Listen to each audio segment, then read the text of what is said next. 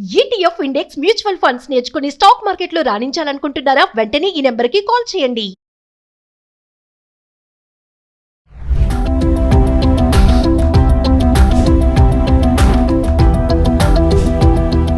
నమస్తే, welcome back to Suman TV. Present మనతో పాటు ఉన్నారు motivational speaker, family counsellor, public speaker Rajaniramma గారు. నమస్తే మ్యామ్. నమస్తే నవీన.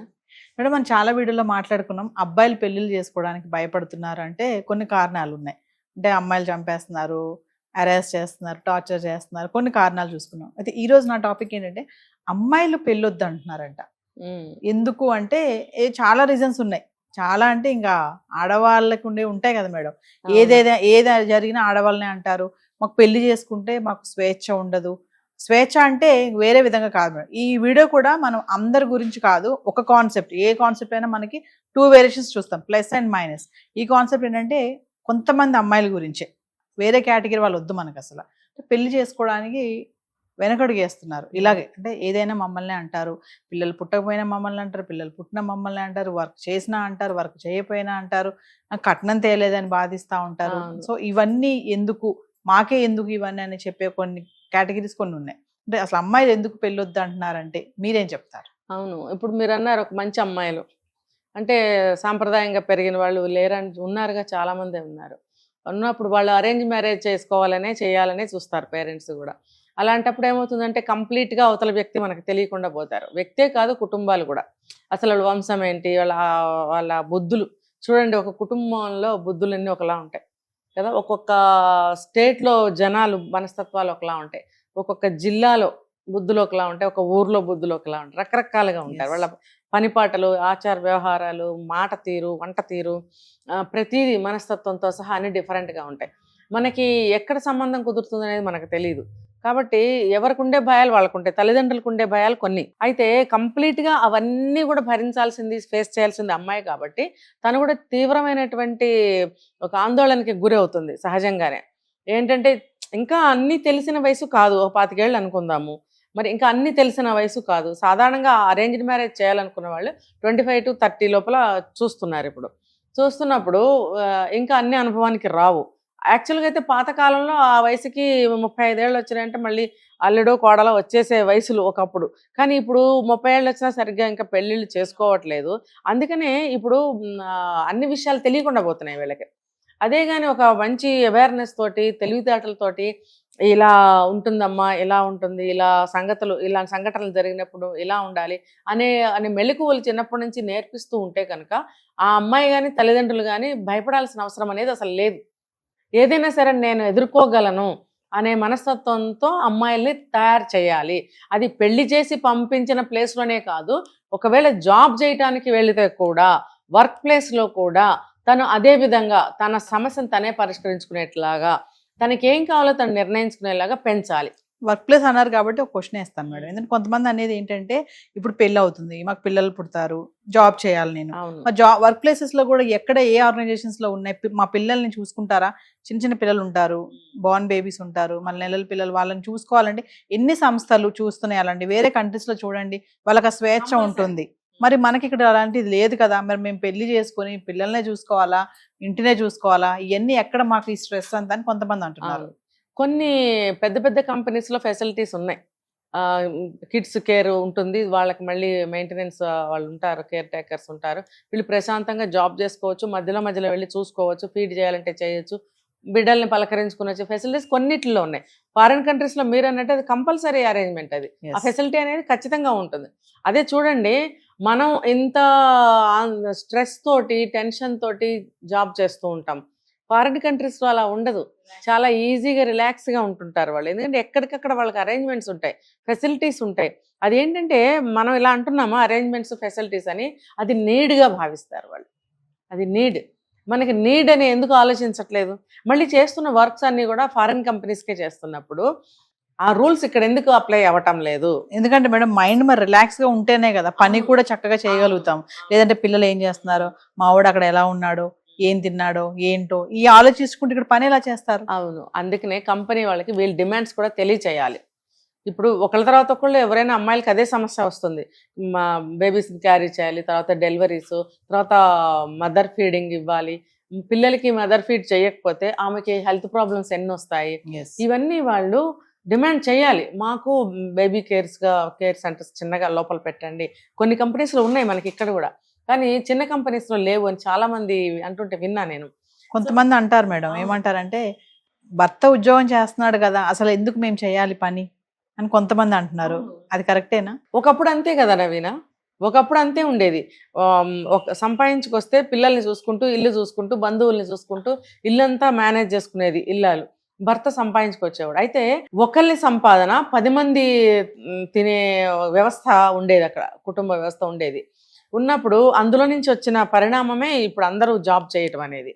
ఇప్పుడు దేనికి లోటు లేకపోయినా అసలే లోటు వచ్చేసింది ఇక్కడ. ఇప్పుడు పిల్లల్ని కనాలంటే కనలేకపోతున్నారు, కంటే పెంచేవాళ్ళు లేరు కదా. వీళ్ళని పెంచడానికి వాళ్ళ నుంచి పేరెంట్స్ రావాలంటే వాళ్ళు ఇష్టపడటం లేదు, ఎందుకంటే హెల్త్ కంప్లైంట్స్ ఉంటాయి వాళ్ళకి.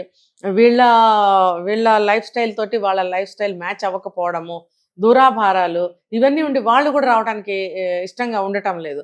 అలాంటప్పుడు మనం ఏదైతే డెవలప్మెంట్ కోరుకున్నామో ఆ డెవలప్మెంటే ఇప్పుడు మనకి మళ్ళీ కూడా బాధించే విధంగా తయారైంది.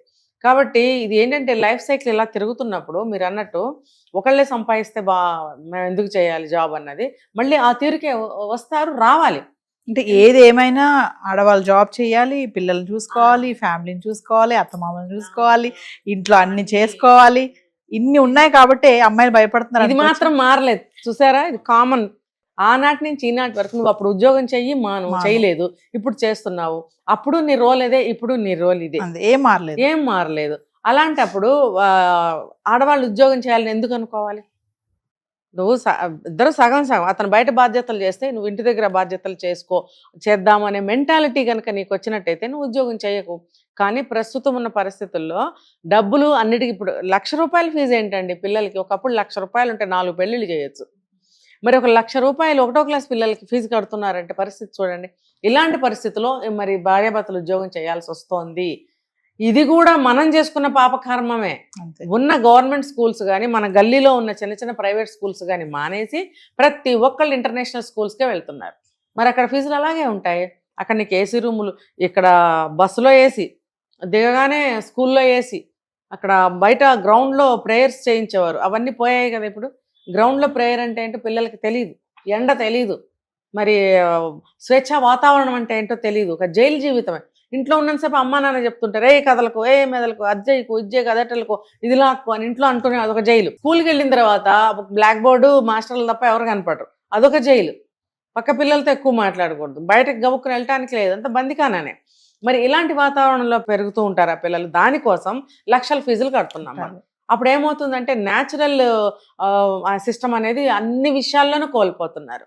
అసలు మనిషి జీవితం ఏంటి, సంఘ జీవితం ఏంటి, కుటుంబ జీవితం ఏంటి, అన్నా చెల్లెళ్ళు ఏంటి, అమ్మా నాన్న ఏంటి, ఇవన్నీ వాళ్ళకి అసలు తెలిసే అవకాశాలే ఉండట్లేదు.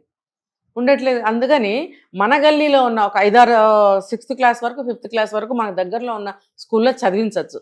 ఆ తర్వాత ఎవరైతే చదువులో వీక్గా ఉన్నారో ఆ పిల్లల్ని తీసుకెళ్ళి మంచి స్కూల్స్లో వేయాలంటే వేసుకోండి. లేదు అని అంటే 10th క్లాస్ వరకు ఉన్న స్కూల్స్లోనే మెయింటైన్ చేయండి. ఆ పిల్లాడు ఎక్కడైనా ఒకలాంటి చదువుతాడు. అంటే ఫైనల్గా మేడం, ఆడపిల్లలు ఏంటంటే పెళ్లి చేసుకుంటే మాకు స్వేచ్ఛ పోతుంది, అందరి గురించి కాదు, కొంతమంది గురించి. పెళ్లి చేసుకుంటే మాకు స్వేచ్ఛ పోతుంది, అదే పెళ్లి చేసుకోకపోతే మాకు స్వేచ్ఛ సంతోషం కూడా ఉంటుందని కొంతమంది అంటున్నారు. దీని గురించి ఒకసారి. అంటే అందరికీ పోదండి, వచ్చిన భర్తను బట్టి. కొంతమంది భర్తలు ఇళ్ల నుంచి కదలనివ్వరు భార్యని, ఎంత చదువుకున్నా సరే. ఎంత చదువుకోనండి, అబ్బాయి కన్నా ఎక్కువ చదువుకున్నా సరే ఎక్కడికి వెళ్ళొద్దు, ఏం చేయొద్దు, నేను సంపాదించుకొస్తాను అంటాడు. మరి ఎక్కడికి అన్నీ నేనే తీసుకొస్తానంటాడు. మరి ఇంకా ఆ అమ్మాయి ఇంట్లోనే ఉండాల్సి వస్తుంది. పోనీ ఎప్పుడన్నా నేను వస్తానంటే ఏం అవసరం లేదు, నేనే తెస్తానని భర్తలు ఉన్నారు.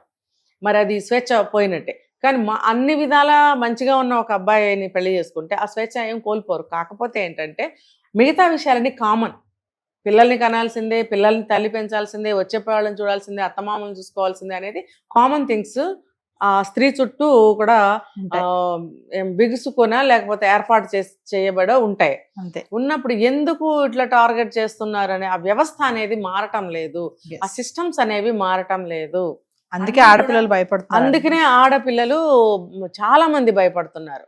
కొంతమంది మంచిగా ట్రైన్ అయి ఉంటున్నారు, వాళ్ళు ఏమైనా చిటికలో తీసేస్తారు ఏ సమస్యని. నేను చెప్పాను స్టార్టింగ్లోనే, నా సమస్యను నేనే పరిష్కరించుకోగలను అనే స్థితిలో పెంచాలి ఆడపిల్లల్ని. అప్పుడు భయపడరు పెళ్ళంటే. పెళ్ళంటే కాదు, పెళ్లి తర్వాత వచ్చే సమస్యలకి భయపడరు. ఏది కూడా మొదటిసారే అలవాటై ఉండదు, మెల్లమెల్లగా అన్నీ అలవాటు అవుతాయి. కాబట్టి అలా కూడా వాళ్ళు ఒక ధైర్యాన్ని తెచ్చుకోగలగాలి రన్నింగ్ లైఫ్లో, Yes. లేదా ముందే ట్రైన్ అయి ఉండాలి. ప్రతి దానికి భయపడకూడదు. అంటే ఇందాక నేను భయం ఉండాలని అన్నారుగా మేడం, అంటే ఆ భయం ఎక్కడ ఉండాలి? సొసైటీ పట్ల మనం ఏమన్నా తప్పు చేస్తే శిక్షలు ఉంటాయి అనే ఆ విషయానికి భయపడాలి అని చెప్తున్నాను. ఇక్కడేంటి, ప్రతిదానికి భయపడితే మనం స్వేచ్ఛను కోల్పోయినట్టే. అంటే ఫైనల్గా మేడం, మరి పెళ్లి చేసుకోవడానికి భయపడే అమ్మాయిలు కంటే ఇన్ని బాధ్యతలు నెత్తినేసుకోవాలి పెళ్లి చేసుకుంటే, అమ్మో ఇన్ని మొయ్యలేం మేము అని కొంతమంది అనుకునే ఆడపిల్లలకి, అలాంటి వాళ్ళకి ఏమైనా చెప్తారా ఫైనల్గా సజెషన్? అంటే ఇప్పుడు ఇది బయట వివాహ వ్యవస్థే పాడైంది కాబట్టి నవీన గారు, మీరు చేసుకోవద్దు మీరు చేసుకోండి అని కూడా మనం గన్ షాట్గా చెప్పలేము.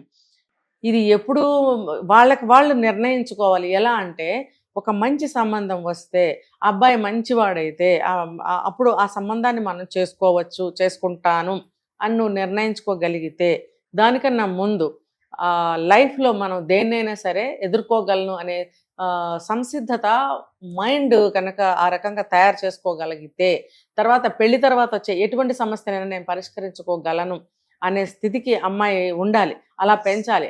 అలా ఉన్నప్పుడు పెళ్లి చేసుకోండి అని చెప్తాను నేను, పెళ్లి చేసుకోవద్దు అని చెప్పాను. అయితే మ్యారిటల్ లైఫ్లో ఒకటి కాదండి, 1,00,000 సమస్యలు. నిద్ర లేచిన దగ్గర నుంచి రాత్రి వరకు సమస్యలే ఉంటాయి. ఎందుకంటే ఇన్ని తరాలు మారినా, రోజులు మారినా, నేను ఇందాక చెప్పినట్టు ఇవి మారలేదు. ఆడపిల్ల చుట్టూ ఉన్నటువంటి నియమ నిబంధనలు అనేవి మారలేదు. దీనికి నేను అలా భయపెట్టకుండా ఇంకో రకంగా చెప్తాను. ఇప్పుడు మన పురాణాలు కానీ, చరిత్రలు కానీ, పెద్దవాళ్ళు కానీ ఏం చెప్తున్నారు? స్త్రీ శక్తి స్వరూపిణి, అంతా ఆడదాని చేతిలోనే ఉందని మగాళ్లే చెప్తున్నారు. రహస్యాన్ని విప్పి మగాళ్లే చెప్తున్నారు. అలాంటి వీడియోస్ చూడండి. ఏంటంటే, ఆడపిల్లల్ని ఏడిపించొద్దు అని మగాళ్లే చెప్తున్నారు. ఆ చెప్తున్నప్పుడు అబ్బాయిలు వినాలి. అలాగే అన్నీ మీ చేతిలోనే ఉన్నాయి, మీరే తెలివి తక్కువగా పాడు చేసుకుంటున్నారు అని మగాళ్లే చెప్తున్నప్పుడు అదేంటో మీరు ఆలోచించండి. మనం ఎక్కడ తెలివి తక్కువగా బిహేవ్ చేస్తున్నాం అనేది ఆలోచించండి. తర్వాత ఒక సమస్య వచ్చినప్పుడు గొడవ పడాల్సిన అవసరం లేదు. మనం తెలివిగా చాకచక్యంగా దాన్ని పరిష్కరించుకోగలిగే శక్తిని మనం కలిగి ఉండాలి. ఉన్నప్పుడు ఒక రీజనింగ్తో మనం ప్రూవ్ చేయగలిగి ఉండాలి. అప్పుడు వాళ్ళు కూడా నోరు ఇప్పరు.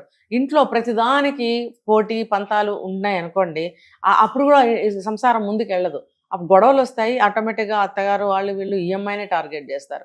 తప్పంతా అటువైపు ఉన్నా కూడా ఈఎంఐనే అంటారు, ఈఎంఐ వల్లే అంటారు. ఇవన్నీ ఎలా తప్పించుకోవచ్చు అంటే సమయస్ఫూర్తితో తప్పించుకోవచ్చు. ఇప్పుడు అది ఒక ఎగ్జాంపుల్ చెప్తాను నవీన గారు. పెళ్ళైన దగ్గర నుంచి ఒక అమ్మాయి పాపం అలాగే చేస్తుంటే 40 సంవత్సరాలు 30 సంవత్సరాల జీవితం గడిచిపోయిన తర్వాత కూడా ఆ రోజు సమస్యలు, మనుషులు, బుద్ధులు, చేష్టలు ఎలా ఉన్నాయో ఈ రోజుకి అలాగే ఉన్నాయి. అంటే ఆ పోరాటం ఇంకా అలా చేస్తూనే ఉంది, కానీ ఎక్కడ భయపడలేదు. తను చేయాలనుకున్నవి చేసుకుంటూ వెళ్తుంది. పిల్లల్ని బాగానే తీర్చిదిద్దుకునే ఉన్నారు, ఇలాంటి వాళ్ళు కూడా ఉన్నారు. అంటే దీనికి కావాల్సింది ఏంటి మీరు చెప్పండి? ధైర్యం. భయపడకండి. ఇలాంటి పరిస్థితుల్లో భయపడకూడదు, ధైర్యంతో ముందుకెళ్ళాలి.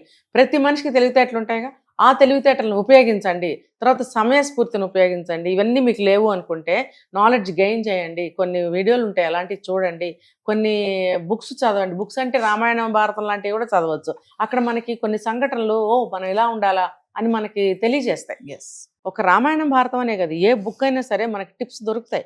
అవి క్యాచ్ చేయండి, ఇంప్లిమెంట్ చేసి చూడండి, అసలు ఖచ్చితంగా మీకు రిజల్ట్ దొరుకుతుంది. అలా ఆ తెలివితేటలను ఉపయోగించమని నేను చెప్తున్నాను. అంతేగాని భయపడద్దు, పెళ్లి మానద్దు, అలా అవసరం లేదు. పెళ్ళి ఇలాంటి అమ్మాయిల్ని పెళ్లి చేసుకోకూడదు అని ఎవరైతే అబ్బాయిలు అనుకుంటారో అలాంటి అమ్మాయికి పెళ్ళి అవ్వడం కష్టమే. Thank you ma'am.